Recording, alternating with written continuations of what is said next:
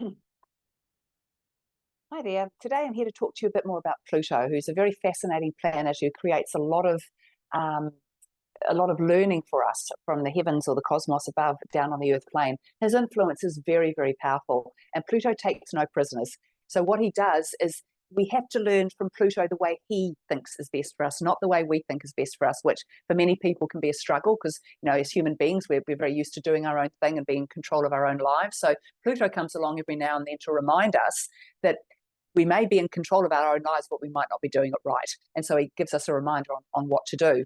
So currently Pluto is in Aquarius, and in May he turned retrograde in Aquarius. So he has a very long retrograde process. His retrograde process isn't actually over until the 12th of October. So it's a very long retrograde transit.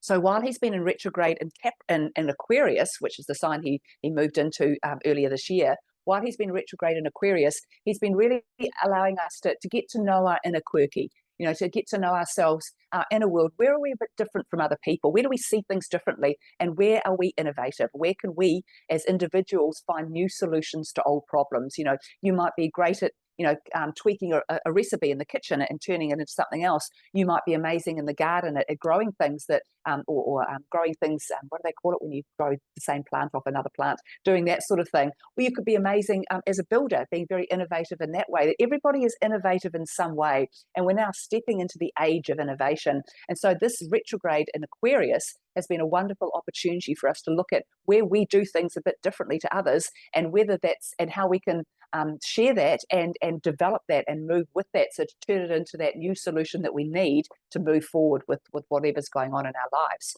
So on the 3rd of September, Pluto is in retrograde in Aquarius, but because he's at such an early degree of Aquarius, and the retrograde motion means he's going back through the degrees. He's retrograded all the way back from today, from the 3rd of September until the 12th of October. He retrogrades all the way back into Capricorn again.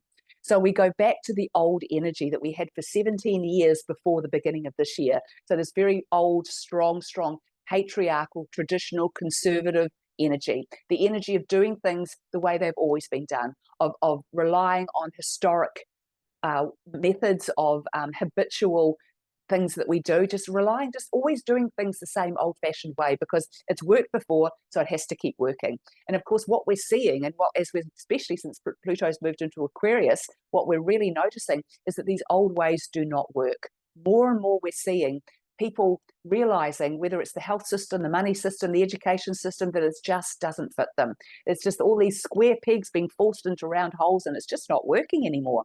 So now that we've got this sort of, how many months? About 3 months, or 2 months of this retrograde of Capricorn, Pluto and Capricorn, it's about you going into your internal world and looking at yourself internally and seeing what are you holding on to and still doing habitually that does not serve you.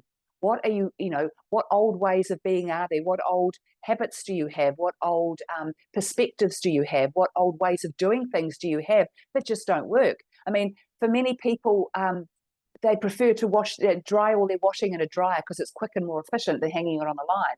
Now, that's an innovation in itself, being able to use technology to do something like that. But you might have a washing line that moves around really fast or something, which can dry the washing, really well that way. So it's all about doing things differently and not being afraid of that and not being ashamed of that either, but having the confidence to look at how things work for us better now when we do them differently to how they worked for us when we did them the old-fashioned way that is long way past its use by date. So it's going to be really interesting for us all to really look at yourself and where are you holding yourself back? Where do you still do things the old way when there could be a much faster, more efficient way for you to do so?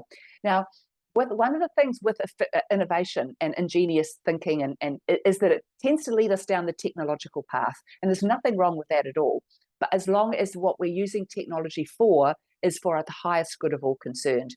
There's a lot of memes and things going around about how AI and things, but what we really wanted to do is help us with the dishes and the washing. We don't really need it to think for us. And that's where we have to be a bit careful with this innovation and moving forward and not letting go of your old ways of doing things just to replace them with technology. It's more about replacing the old ways of doing things with a new way, a new perspective, a new talent, a new gift, a new way of doing those things that is going to be more efficient or more innovative or better in some way. It doesn't have to be technological. So just be aware of that moving forward. So on the 12th of October, on the 12th of October, or the 13th of October, Pluto will move direct. So he moves out of retrograde and moves into direct motion again in Capricorn until, let me have a look at my notes here. So he's going to be in Capricorn until the 19th of November in direct motion. So we're going to have about a month, just over a month of direct motion Capricorn again. So that's when everything starts affecting the outside world more. We're looking more at what's going on the big picture or for the collective. So this is going to be when it should become extremely aware to most people who are awake at least, how the old systems do not work. So what could happen with this is suddenly there's a big collapse of something that has been something we've really relied on for a long time. It could be a money system, it could be a banking system, it could be an education system, it could be a health system, but something that we might find that's something that we've always relied on, but we have been able to see the chinks in this, that it is falling apart, that it's not holding together like it should. It's not going to last the distance. We're already seeing that. So whatever breaks down now, it won't be a shock. Well, it could be a shock when it breaks down, but it won't be like, wow, where did that come from? It'll be more like, yeah, I could see that coming. I was wondering how things were going to go in that direction.